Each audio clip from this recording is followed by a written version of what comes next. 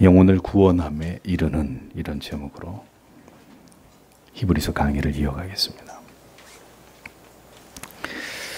여러분들 중에는 선택과 유기를 통해서 하나님의 작정은 이미 정해져 있는데 왜 굳이 배교의 위험에 대한 경고를 우리가 들을 필요가 있는지에 대해서 궁금해하시는 분들이 있을 수 있습니다.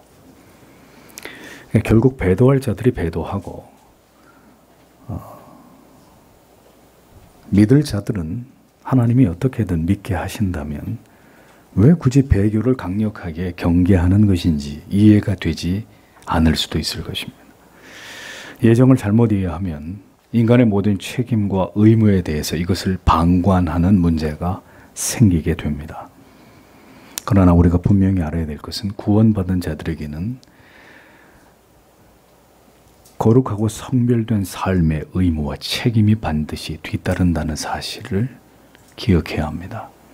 결국 배교할 자들에게 주는 경고가 아니라, 그렇기 때문에 언제나 하나님의 택하심을 입은 백성들이라 할지라도 배교에 이를 수 있음을 그들에게 경계하면서 항상 그들로 하여금 깨어 있도록 하기 위해 성경은 이 같은 경고의 말씀들이 기록되어 있는 것입니다.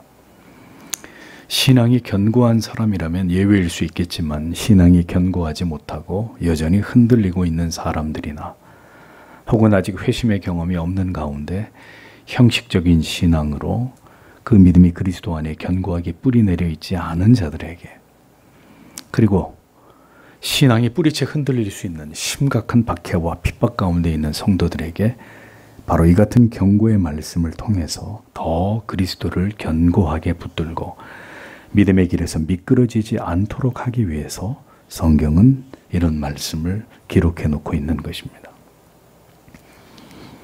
어떻게 살든 구원을 받았다면 그것으로 그만이라고 여기는 방만한 생각은 결코 새 언약을 통해 구원의 감격과 기쁨을 얻게 된 신자의 정서와 마음일 수 없습니다. 그러므로 히브리서의 경고는 배교자들에게 주시는 말씀이 아니라 견고하게 그리스도를 바라보면서 끝까지 믿음의 길을 걸어가야 되는 하나님의 백성들에게 주는 교훈의 말씀이라는 것을 잊어서는 안 됩니다. 히브리서가 말하고자 하는 바는 이것입니다. 인생에서 어느 날 매우 심각한 일들이 일어나게 되고 우리의 힘으로 도저히 통제할 수 없는 상황이 우리의 눈앞에 펼쳐지게 될 때, 이를테면 무섭고 두려운 일들이 마침내 도래하게 되었을 때, 우리는 매우 이러한 상황을 우려하고 염려하고 공포심에 마음이 위축되겠지만 성경은 우리에게 오히려 이런 일들이 일어나게 될 때 그것은 우리의 믿음이 크게 성장하며 더 깊은 은혜의 세계를 경험하게 되고 더 우리의 신앙이 견고해지게 되는 계기가 될 것이라는 것을 상기시키고 있습니다. 우리의 믿음이 무엇으로 구성되어 있는지를 발견하게 되는 때는 평안하고 안전하고 아무런 문제가 없는 날들 안에서가 아니라 오히려 우리가 믿고 의지하고 견고하게 우리를 지지해 주던 모든 것들이 다 무너지게 되고 그런 것들을 잃어버리게 되는 때입니다. 바로 이러한 시간이 우리가 믿는 하나님을 영화롭게 할 기회이고 하나님에 대한 우리의 모든 믿음을 드러내서 증명해야 되는 중요한 때다라는 생각을 신자는 가져야 된다는 것입니다. 우리의 믿음이 비약적으로 성장하게 되는 계기는 바로 이러한 일들을 우리가 겪게 되는 순간들을 지나가게 될 때라는 것을 잊지 마십시오. 고난과 위기와 두려움에 직면하게 되었을 때 우리는 우리에게 어떤 약속이 보장되어 있으며 우리가 믿는 것의 그 실체가 도대체 무엇인지를 비로소 발견하게 될 것입니다.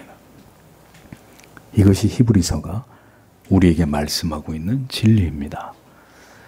히브리서는 독자들에게 그리스도인들이 위기와 두려움 앞에서 어떻게 해야 하는지, 우리는 어떤 마음과 각오를 가져야만 하는지, 고난 가운데서 하나님을 붙드는 자들에게 하나님은 얼마나 놀라운 은혜와 위로를 베푸시는지를 기억하도록 이 말씀을 기록하고 있습니다. 두려움과 유혹과 시험이 엄습하는 때에 흔들리는 믿음으로 끝내 배교의 길로 미끄러지지 않기 위해서는 어떤 마음과 정신으로 우리가 무엇을 기억하면서 신앙의 길을 걸어가야 되는지를 히브리서는 우리에게 설명하고 있는 것입니다. 32절을 보십시오. 여러분이 처음에 빛을 받았을 때 숱한 고난과의 싸움을 견디어낸 지난 날들을 기억하십시오. 이렇게 기록이 되어 있습니다. 전날에 너희가 빛을 받은 후에라는 이 말의 의미는 예수를 믿고 회심을 하게 되었을 때, 즉 믿음을 갖게 되었던 그 처음의 시간을 가리킵니다. 가슴에 뜨겁고 구원의 감격과 감사와 기쁨이 넘치던 때를 의미하는 것입니다. 성령이 영혼의 진리의 빛을 조명해 주심으로 마침내 그리스도를 구주로 고백하게 되었을 그때를 상기해 보라는 것입니다. 그렇게 구원의 기쁨과 큰 은혜 가운데 있을 때 고난의 큰 싸움을 잘 참아내지 않았었느냐, 이렇게 얘기하는 것입니다. 초대교회 성도들이 회심을 경험하게 되던 시기는 그야말로 치열한 박해와 핍박의 시대였습니다. 예수를 믿게 되고 강력하게 그 은혜에 사로잡히지 않고는 도저히 헤쳐나갈 수 없었던 그런 시기였습니다. 그러하기에 강력한 회심의 경험을 바탕으로 예수를 믿게 된 그 시대의 그리스도인들은 뜨겁고 열렬한 마음으로 고난의 큰 싸움들을 치열하게 싸워내면서 그들의 신앙이 출발했던 것을 볼 수 있습니다. 평안한 가운데서도 회심의 은혜가 주어지기는 합니다만 대부분은 절박한 가운데서 하나님을 찾게 되고 생애적인 고뇌 속에서 그리스도 앞으로 나아가게 되므로 마침내 그 모든 고난의 환경과 상황을 능가하게 하시는 은총으로서의 회심이 일어나는 경우들이 지배적이었습니다. 결국 진지한 영적인 고뇌와 인생 안에서 도저히 답을 찾을 수 없는 문제들 속에서 간절히 하나님을 찾을 때 그 영혼에게 생명의 빛을 비추어 마침내 그 영혼이 소스라치듯 깨어나게 하시는 은혜를 하나님은 베풀어 주십니다. 어느 순간에도 간절하지 않고 절박하지 않으며 온 마음을 다하지 않음에도 주님을 만나게 되는 그런 은혜는 부어지지 않습니다. 우리 자신에 대해서 포기를 선언하게 만드신 이후에 하나님께서는 마침내 그 영혼 안에서 역사하기 시작하십니다. 내 자신에 대한 모든 희망이 사라지는 순간 하나님께서는 우리를 이끄시고 우리의 힘과 능력으로 살아가는 삶이 아닌 하나님을 절대적으로 의존하여 살아가는 또 다른 세상이 있다는 것을 깨닫게 하시는 것입니다. 교회는 언제 가장 강력한 힘을 발휘하게 됩니까? 고난과 핍박이 있을 때입니다. 신앙의 자유를 잃어버릴 때입니다. 성도는 언제 가장 세상에 감당할 수 없을 만큼의 영적인 충만함과 기백이 넘쳐납니까? 고통 가운데서 간절히 주를 찾게 되고 마침내 회심을 하게 되는 바로 그 시간입니다.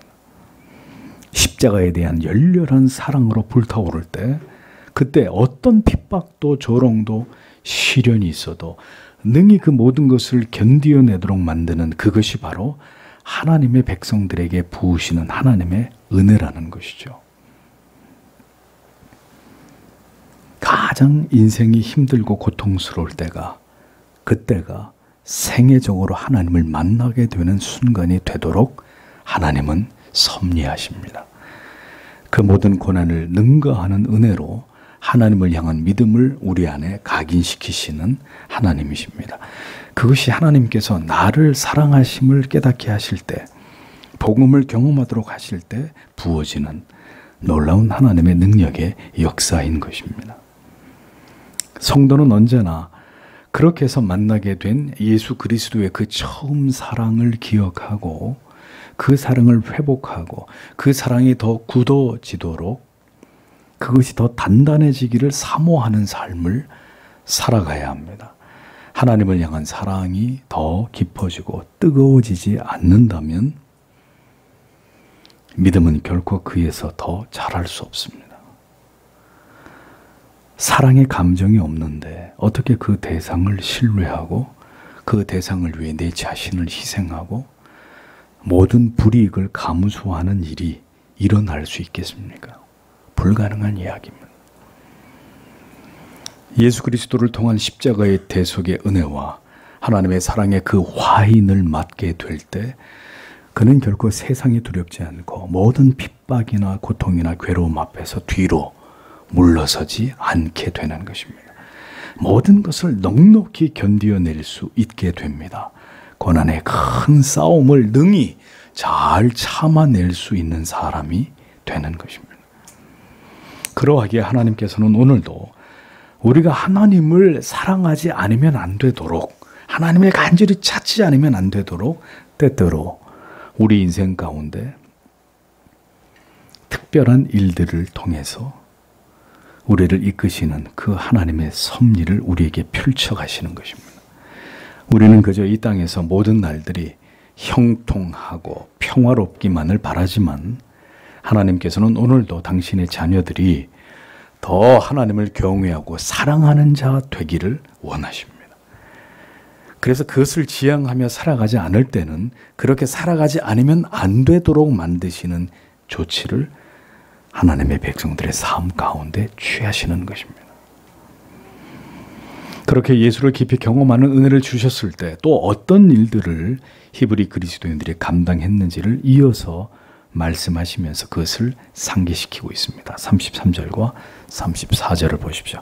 때때로 비난과 고난과 함께 구경거리가 되기도 하고 또 그런 처지에 있는 사람들과 동반자가 되기도 하였으니 참으로 여러분의 죄수들을 동정하고 여러분이 가진 것을 다 빼앗기는 일도 기쁘게 받아들이는 것은 여러분을 위하여 더 좋은 소유가 남아있음을 스스로 알기 때문이었습니다. 라고 직역이 됩니다. 예수를 구주로 믿게 되고 그 구원의 기쁨으로 충만하게 될 때 모든 비난과 고난을 기꺼이 감당하면서 사람들의 구경거리가 되고 또 동일한 형편에 처한 성도들과 더 끈끈한 교제를 나누게 되었었다고 말씀합니다. 복음을 위해 갇힌 자들을 깊이 동정하게 되고 더 나아가 예수 때문에 이 땅에서 우리가 가진 것들을 모두 빼앗기게 되는 일들이 일어나더라도 그 모든 것조차도 기쁨으로 감당했다고 기록하고 있습니다. 복음 때문에 핍박과 박해가 일어나게 되면 많은 사람들은 그리스도인들에게 등을 돌리게 될 것입니다. 지금도 기독교는 세상의 비난과 조롱의 대상이 되고 있지 않습니까? 어디 가서 나는 크리스천입니다 이야기하는 것이 점점 어려워지는 시대가 되고 있습니다. 신자들은 도리어 그렇게 명예를 비롯해 모든 것을 다 잃어버리고 박해를 당하는 그런 그리스도인들에 대해서 그런데 더 강한 유대와 깊은 연민을 느끼고 더 강력한 형제애를 갖게 된다는 것입니다. 그것이 믿음이고 믿음이 있는 자의 삶의 결과물이라고 히브리서는 말씀합니다. 우리가 그리스도를 소유하게 될 때 우리가 맛보고 누리게 되는 이 충족감이 얼마나 큰지를 보십시오. 너희 산업을 빼앗기는 것도 기쁘게 당한 것은 이라고 말씀하고 있죠.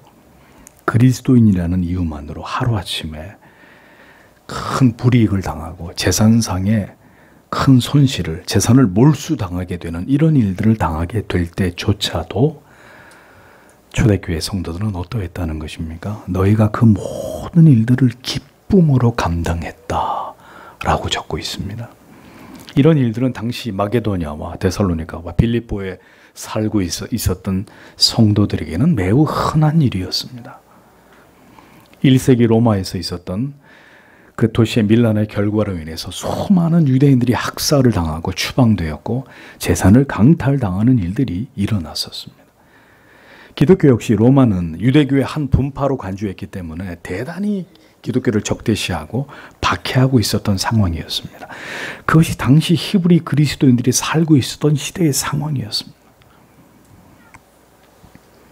우리는 이제 평화의 시대의 끝자락에서 그리고 서서히 박해가 시작되는 그 시점에 서 있습니다. 미국의 캘리포니아 주에서 곧 통과될 법안의 이름은 AB 957, AB 957이라는 법안입니다. 이 법안이 통과되면 아이의 성전환을 반대하는 부모들은 양육권을 하루아침에 모두 주 정부에 박탈당하게 됩니다. 이성적인 판단을 하기 어려운 아이가 성년이 되기 전에 아이가 성전환을 원할 경우에 부모는 절대로 이것을 거절할 수가 없고 이것을 그대로 수용해야 된다는 법안이 AB 957 법안입니다. 이것이 지금 청교도가 세워졌던 나라에서, 청교도가 세운 나라에서 일어나고 있는 현실입니다. 한국에서도 차별금지법이 통과되면 충분히 일어날 수 있는 일들입니다. 여러분에게 누누이 말씀드리지만 우리는 박해와 핍박의 날들을 대비해야만 합니다. 그렇게 하기 위해서는 또 다른 시대의 그리스도인들이 그들이 살던 시대에 직면한 그 핍박과 환난을 그들이 어떻게 극복했는지를 우리는 그것을 알고 있어야만 합니다. 우리에게 그러한 날들이 도래할 때 우리도 그들과 결코 다르지 않은 결연한 신앙의 모습으로 그 모든 날들을 극복해야 하기 때문입니다. 예수 그리스도에 대한 믿음으로 충만할 때 어떤 모습으로 그 모든 고난들을 이겨냈는지를 사도행전 5장 40절에서 42절은 이렇게 기록합니다. 저희가 옳게 여겨 사도들을 불러들여 채찍질하며 예수의 이름으로 말하는 것을 금하고 놓으니 사도들은 그 이름을 위하여 능욕받는 일에 합당한 자로 여기심을 기뻐하면서 공회 앞을 떠나니라. 저희가 날마다 성전에 있든지 집에 있든지 예수는 그리스도라 가르치기와 전도하기를 쉬지 아니하니라. 예수 그리스도께서 부활하신 직후에 유대주의자들의 최고 종교회의 기구였던 산헤드린 공의회에서는 베드로와 요한을 불러들여서 예루살렘에서 더 이상 복음을 전하지 말라고 명령합니다. 그리고 이 사도들을 잔혹한 채찍질로 다스렸습니다. 이것은 일종의 강력한 경고였습니다. 다음은 죽는다는 겁니다. 그러나 사도들을 보십시오. 복음을 전하다가 이같이 핍박을 받으면서도 그렇게 예수의 이름을 위해서 능욕받는 일에 합당한 자들로 자신들이 선택된 것을 기뻐했다고 적고 있습니다. 아무리 고문을 하고 핍박을 해도 그들은 풀어주면 또다시 가서 예수 복음을 전했습니다. 이것이 바로 신앙의 야성입니다.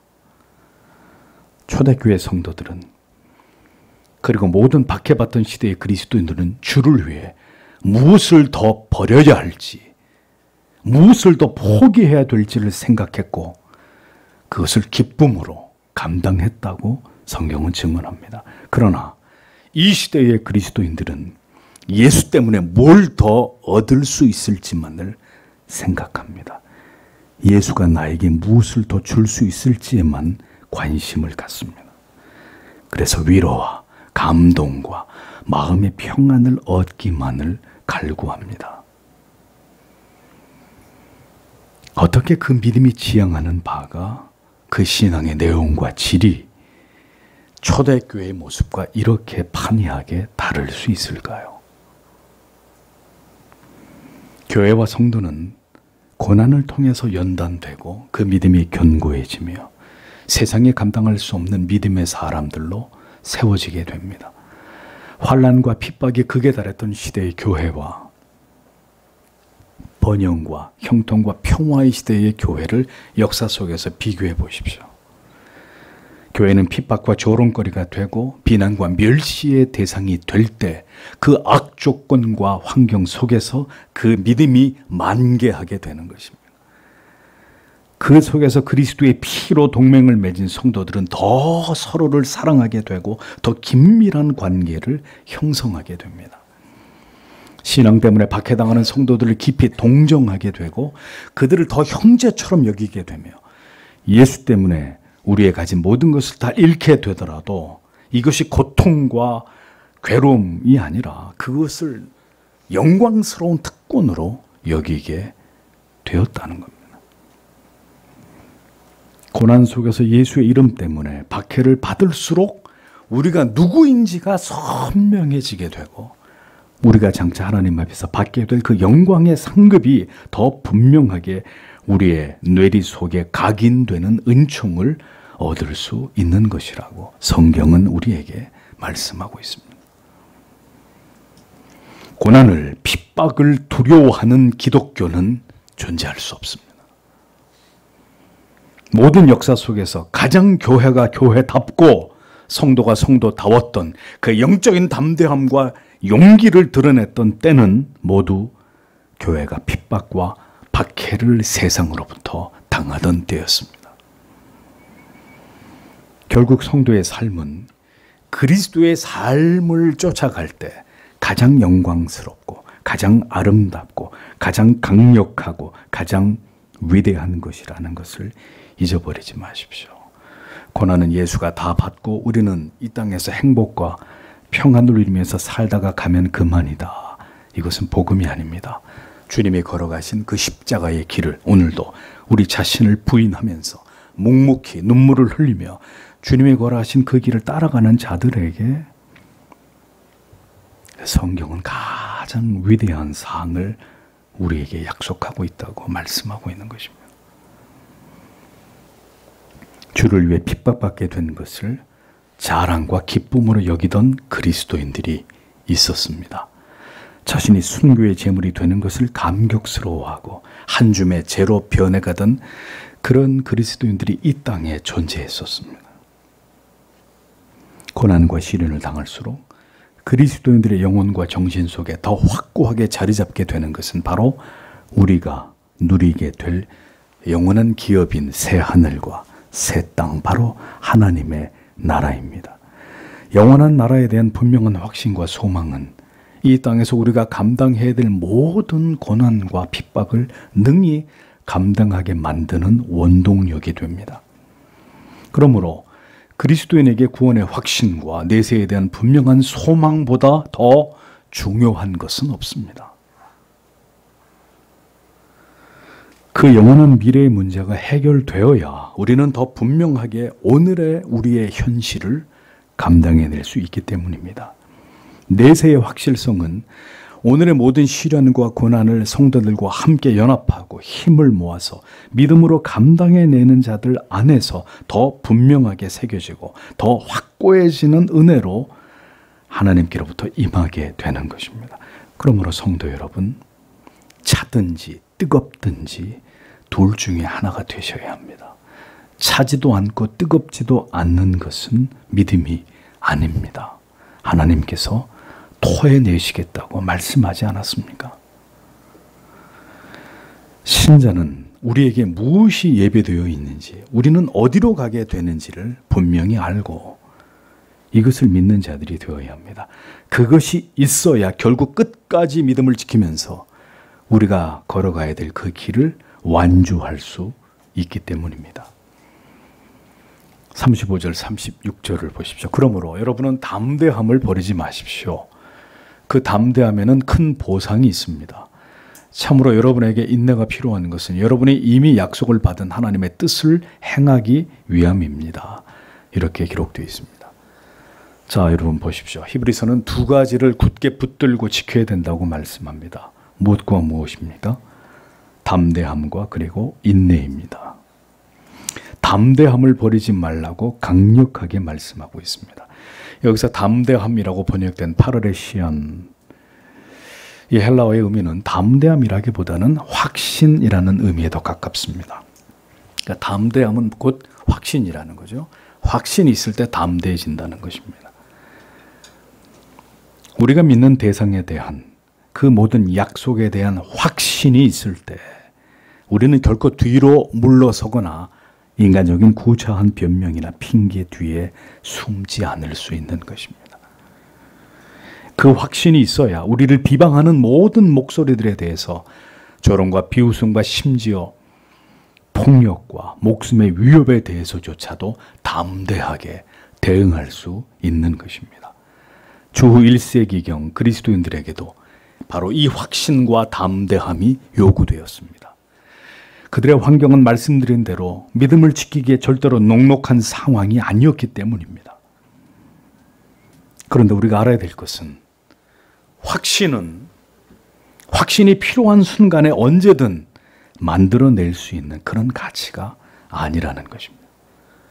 긴 시간 동안 믿음의 길을 걸으면서 그 영혼 가운데 깊이 새겨진 진리에 의해서 그 말씀에 대한 깊은 감화와 깨달음과 그리고 그 진리를 따라 살기 위해 몸부림쳤던 숱한 기도의 시간들을 통해서 우리 안에 차곡차곡 쌓여져 가는 것이 확신이란 말입니다. 그러니 그런 과정이 없는 사람에게 어느 날 뚝딱 확신이 생긴다? 그런 일은 일어나지 않는다는 거죠. 이 평화로운 때에 우리가 그렇게 진지함으로 하나님을 신앙하고 말씀과 기도에 창념하지 않으면 위기의 순간에 우리를 붙들어줄 확신은, 담대함은 아무리 찾아보아도 우리 안에서 발견하기 어렵게 될 것입니다. 결국 그 확신을 가지고 우리는 믿음의 시험대에 오르게 될 것이고, 그렇게 될 때 그 모든 고난과 박해를 극복하는 자에게 성경이 말합니다. 큰 상이 있을 것이다. 예수님은 마태복음 5장 11절 12절에서 이렇게 말씀하셨습니다. 나를 인하여 너희를 욕하고 핍박하고 거짓으로 너희를 거스려 모든 악한 말을 할 때에는 너희에게 복이 있나니 기뻐하고 즐거워하라. 하늘에서 너희의 상이 큼이라. 너희 전에 있던 선지자들을 이같이 핍박하였느니라. 이렇게 주님이 말씀하셨습니다.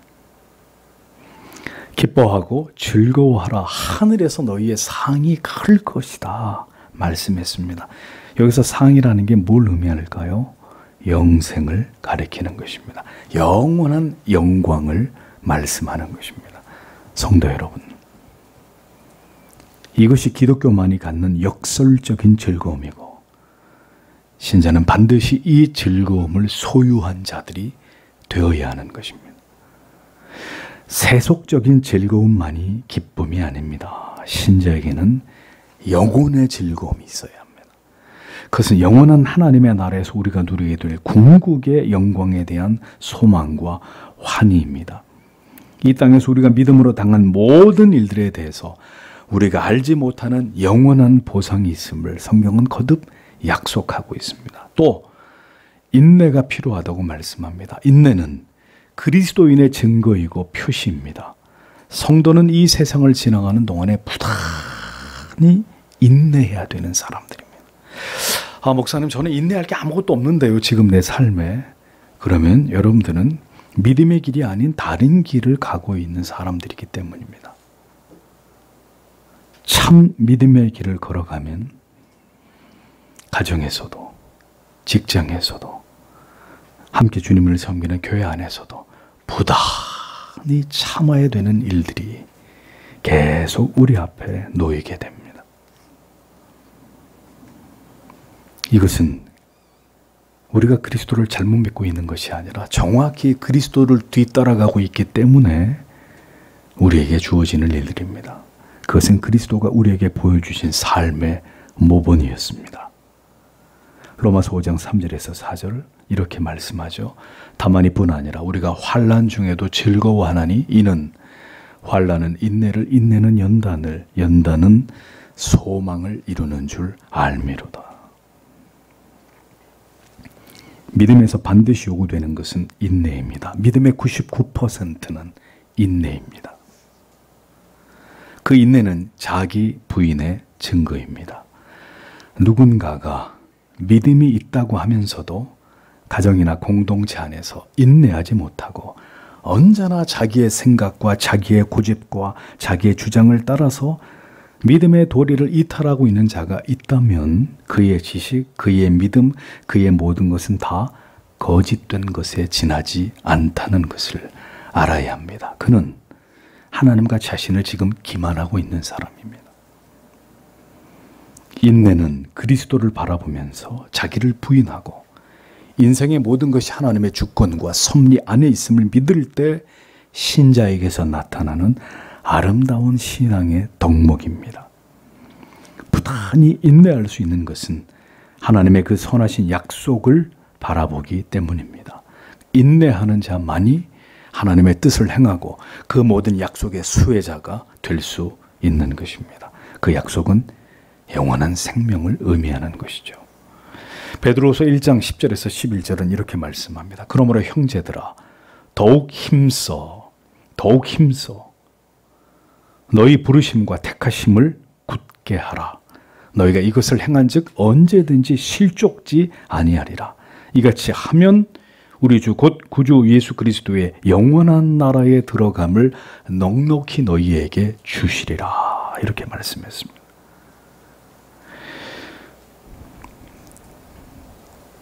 희한하죠? 너희 부르심과 택하심을 너희가 굳게 하라.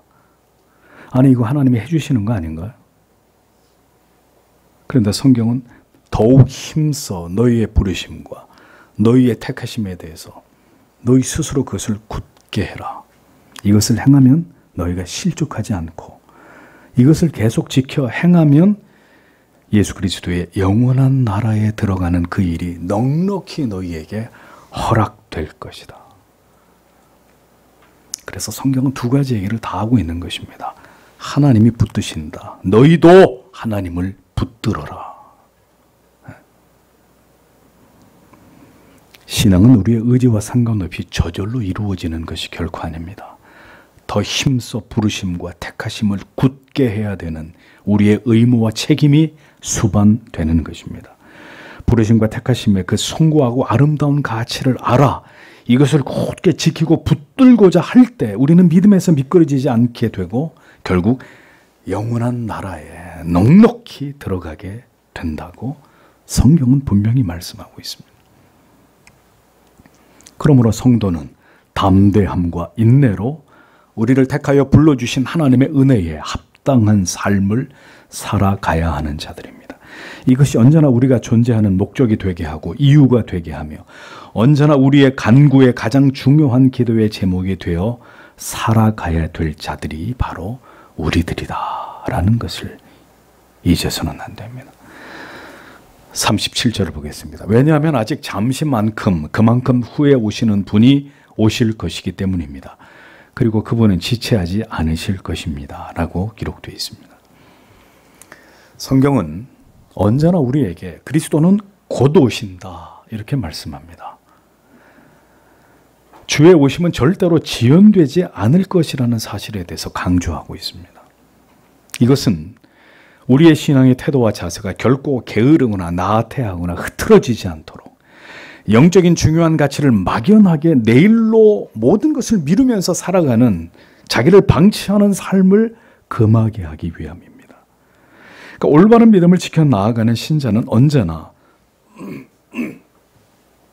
종말 의식을 가지고 살아가는 자들입니다.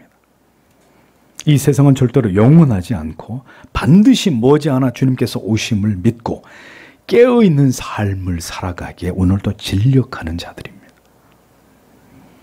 신앙의 가장 커다란 적은 안일함과 그리고 현실의 안주함입니다. 죽음과 종말의 때를 준비하지 못하도록 우리의 모든 관심을 세상과 우리의 육에 필요한 모든 것들에 묶어두고 그렇게 역사하는 사탄은 오늘도 그 미혹을 통해서 영혼들을 빨아들이고 있습니다. 성도는 언제나 영적으로 무감각해질 수 있고 타성에 젖을 수 있고 신앙의 권태와 실증에 직면할 수 있다는 것을 기억하십시오. 기다림이 오래되면 지루함을 견디지 못하고 결국 잠을 청하게 되었던 어리석은 5 처녀나 혹은 피곤함을 이기지 못해서 기도하지 못했던 겟세마네 동산에서 잠을 잤던 세 제자처럼 될 수 있습니다. 마지막 때가 임박했어도 절대 다수의 영적인 깊은 잠을 자고 있는 교회와 교인들은 절대로 이것을 알지 못할 것입니다. 오직 깨어있는 자들만 주의 오심이 가까이 오고 있다는 것을 감지할 수 있을 것입니다. 그러므로 하나님께서는 그 사랑하시는 백성들과 그리스도의 참된 교회로 하여금 마지막 날을 준비시킬 것이라는 것을 우리는 알 수 있고 그 수단은 바로 이제까지 없었던 고난과 핍박이 될 것이라는 것을 우리는 성경을 통해 충분히 예상할 수 있는 것입니다. 그러므로 이 자리에 있는 성도 여러분, 여러분에게 마지막 관문이 있을 것입니다. 그것은 예수 때문에 당하는 핍박과 박해, 그것입니다. 그것을 넘어선 자가 결국 구원으로 영생으로 들어가게 될 것이고, 그 앞에서 다 좌절하여 믿음을 버린 자들은 배교자가 되어 모두 버림을 받게 될 것입니다. 그러므로 여러분들에게 이 목사가 항상 강조하는 것이 무엇입니까? 마지막 때를 생각하면서 사시라는 겁니다.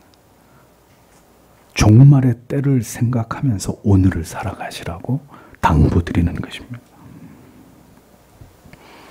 마지막 시대가 도래하고 있습니다. 온 세상이 하나님을 지워버리고 진리를 멸시하고 그리스도를 조롱하고 있습니다. 세상의 모든 법과 제도와 정신들은 이미 진리를 배척하고 있고 기독교의 신앙을 비웃고 있습니다. 인간이 하나님의 자리를 차지하고 하나님이 세우신 모든 절대적인 진리와 질서와 규범들을 모두 무너뜨리고 있습니다. 그리고 그 결과는 이제 스스로 자멸의 길로 향하는 것입니다.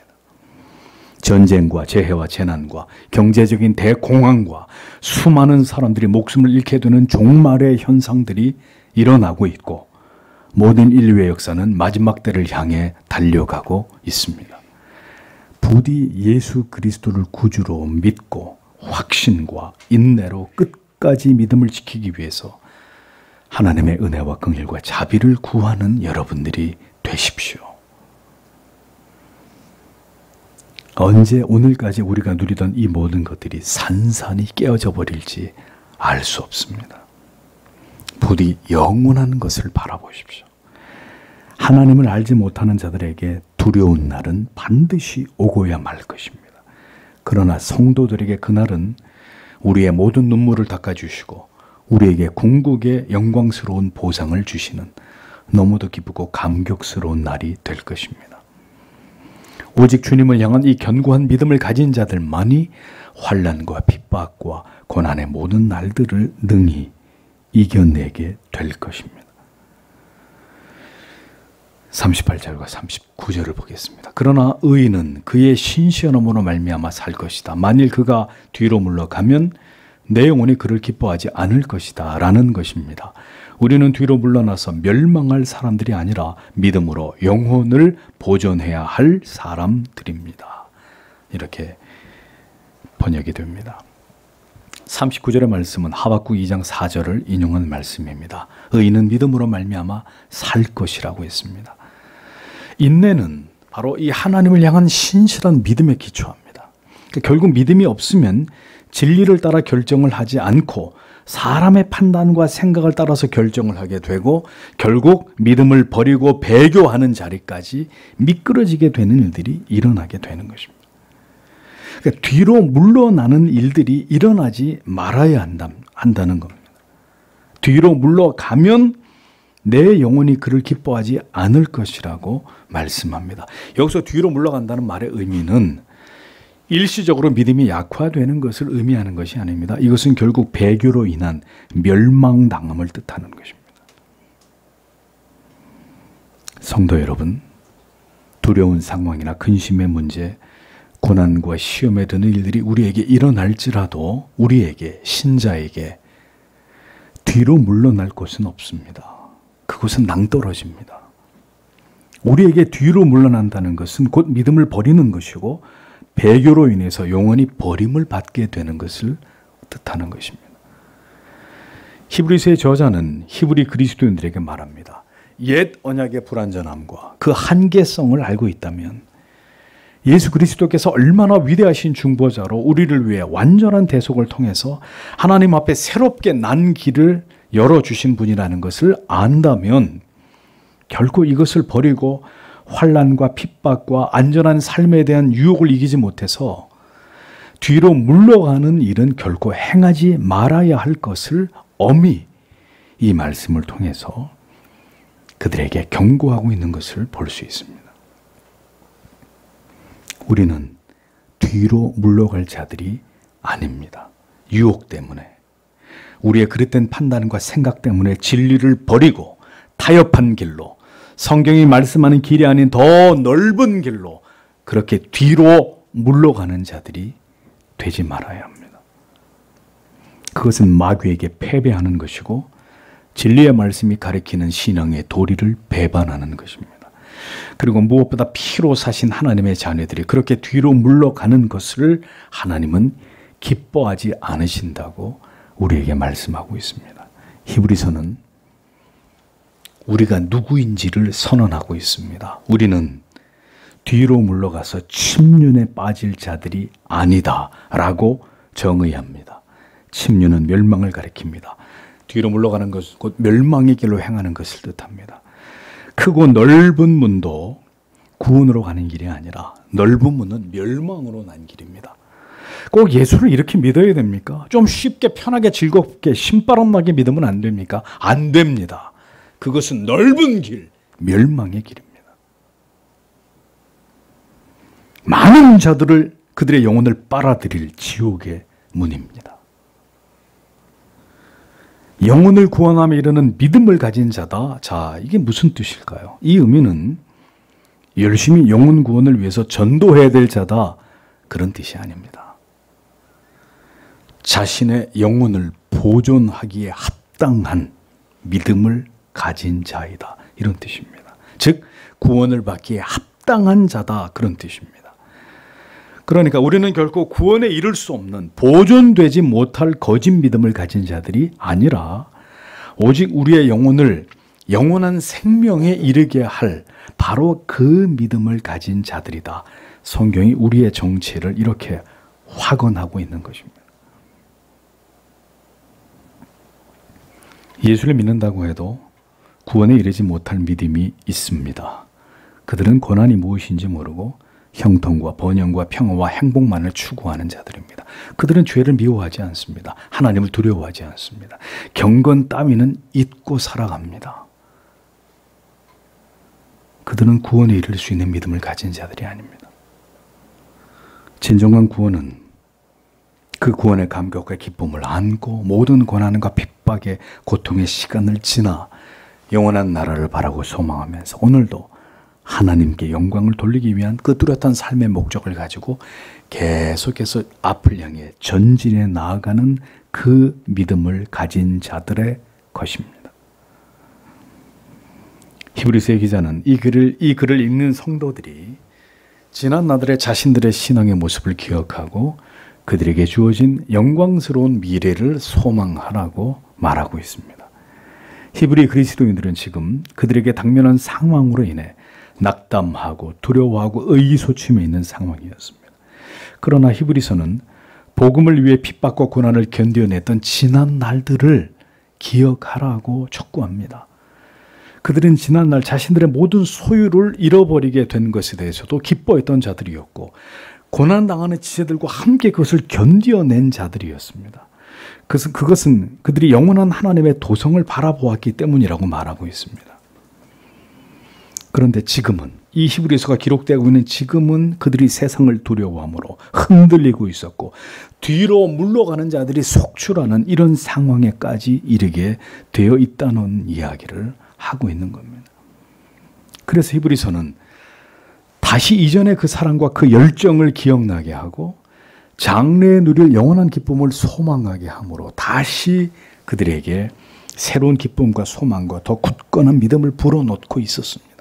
포기하지 말고 당신들에게 주신 이 구원의 은총을 붙들고 이것을 견고하게 유지하고 보존하면서 앞을 향해 나아가라고 강력하게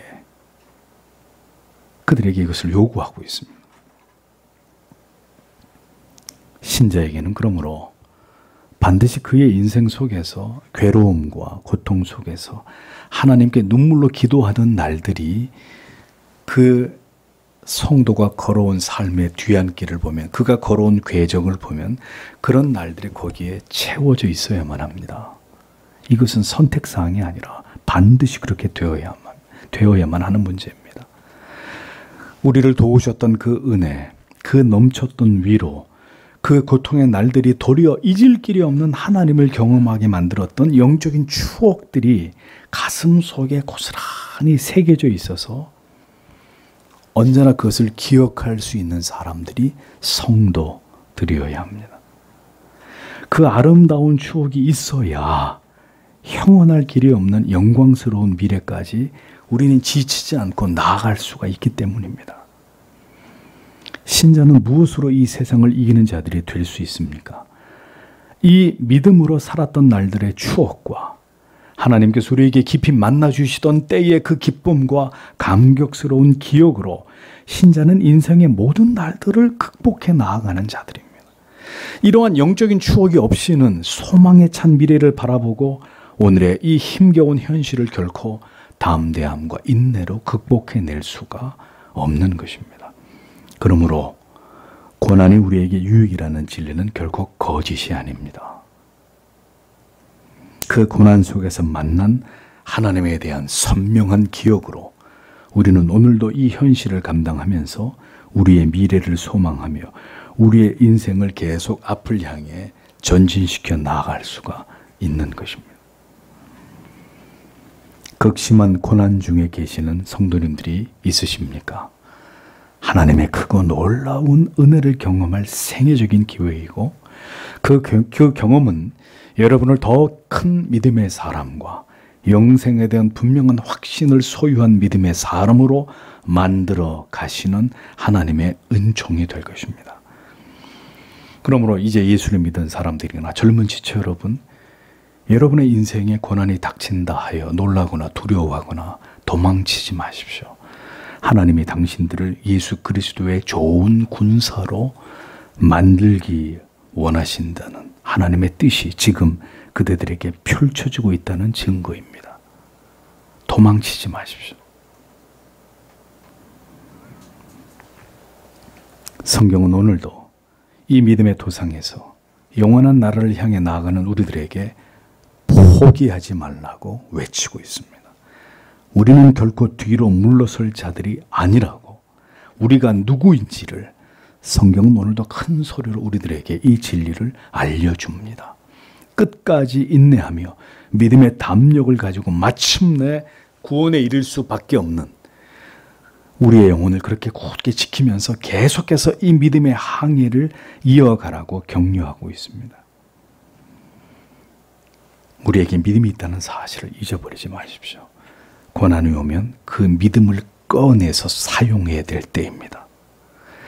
그 고난 가운데 믿음을 꺼내서 사용하면 이 믿음은 이제 확신으로 바뀝니다. 주를 위해 내 생명까지도 내놓을 수 있을 만큼의 믿음으로 무쇠처럼 단단해지는 것입니다. 그런데 그 믿음을 가만히 처박아 놓고 주인이 언제 오나, 주인이 왔구나 하고 다시 보자기에서 그것을 펼쳐내서 가져가시오.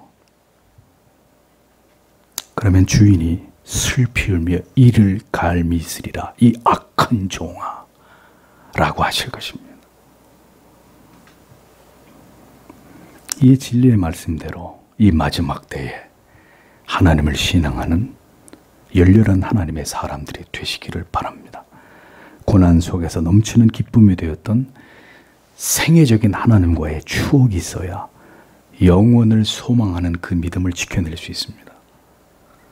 수고와 슬픔뿐인 버거운 우리의 인생이지만 오늘도 그 추억이 만들어지고 있는 이 고난이라는 이름의 무대 위에서 우리는 절대로 뒤로 물러서지 말고 더 하나님을 가까이 하면서 오늘도 우리를 도우시는 하나님을 의지하여 끝까지 믿음의 선한 싸움을 잘 감당해 나아가는 그리스도의 사람들이 되시기를 오늘도 이 말씀을 통해 주님의 이름으로 축복합니다. 기도하겠습니다.